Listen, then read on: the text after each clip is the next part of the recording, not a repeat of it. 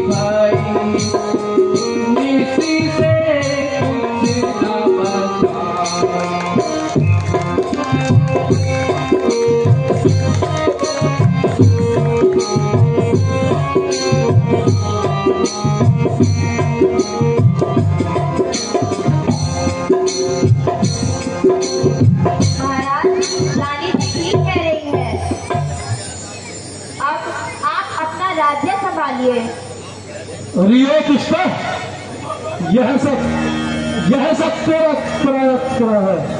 यदि तू ना होती तो राजमहल की यह दुर्दशा न होती। भाई राम लक्ष्मण वन को ना जाते।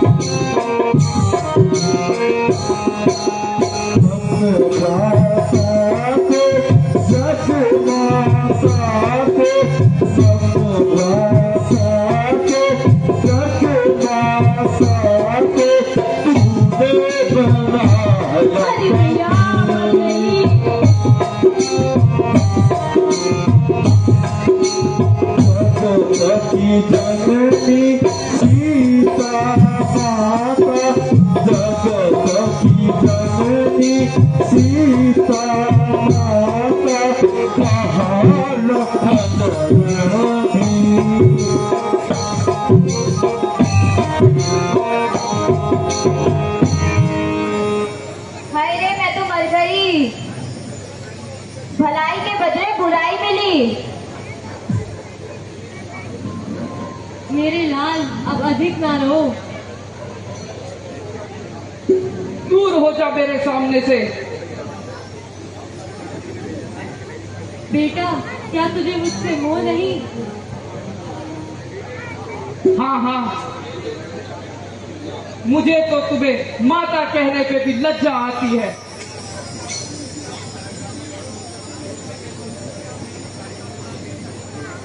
क्योंकि अब मेरी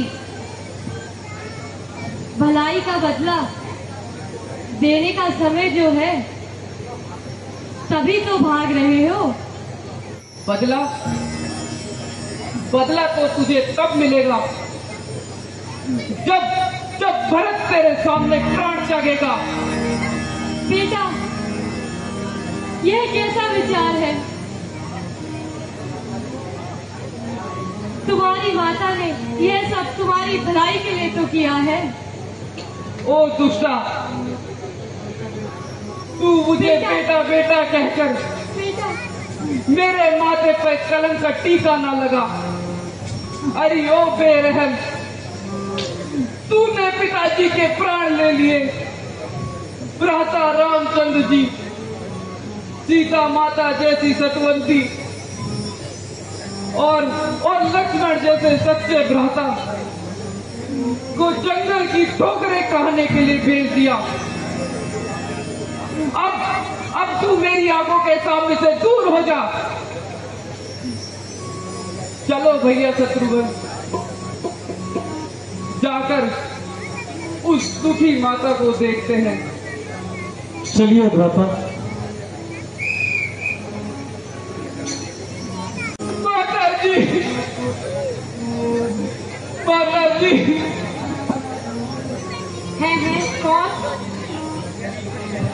आपका महादीप भरत मां, आपका महादीप भरत।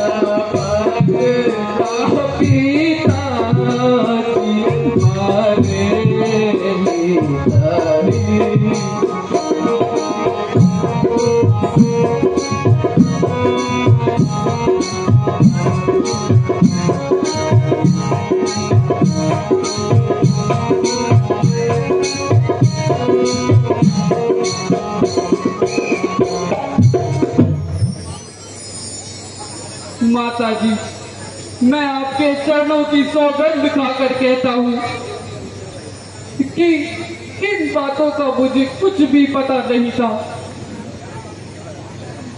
क्या आपको विश्वास हो गया है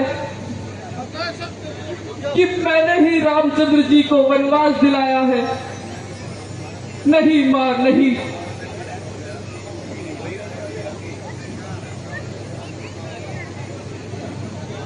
हे मौत,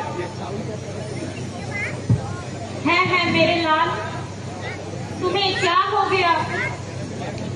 बेटा, मैंने व्यर्थ में ही तुम्हें कटु वचन कह के तेरे कोमल हृदय को दुखाया। बेटा, रामचंद्र को विदा करके मैं तेरे ही सहारे जीवित थी। बेटा भरत, एक बार मुझे मां पुकारो, जिससे मेरे शरीर को शांति मिले। बस माता जी, अब मुझे क्षमा कीजिए। अब जिंदगी की साबी समाप्त हो गई है। जब पिताजी ना रहे और भाई राम भी याद नहीं है, तो माता जी मैं यहाँ नहीं रहना चाहता। कहाँ जाने का विचार है?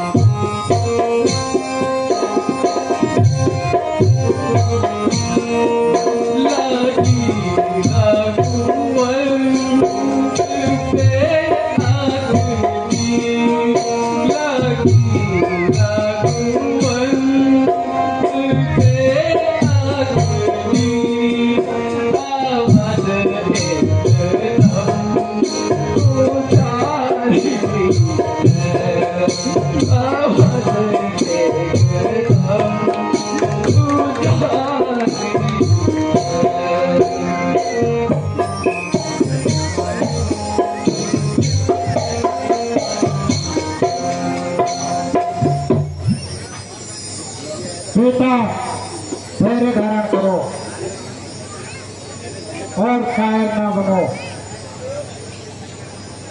पहले महाराज के अंतरिक्ष क्रियाक्रम को कर लो, फिर उसके बाद जो चाहे वो करो। मुनि जी, आपकी आज्ञा सिरोधार्य है, किंतु क्रियाक्रम के निपटने के पश्चात मैं भाई रामचंद्र जी को वापस अयोध्या लाने के लिए जाऊंगा। धन्य हो बेटा, हम सब तुम्हारे साथ चलेंगे।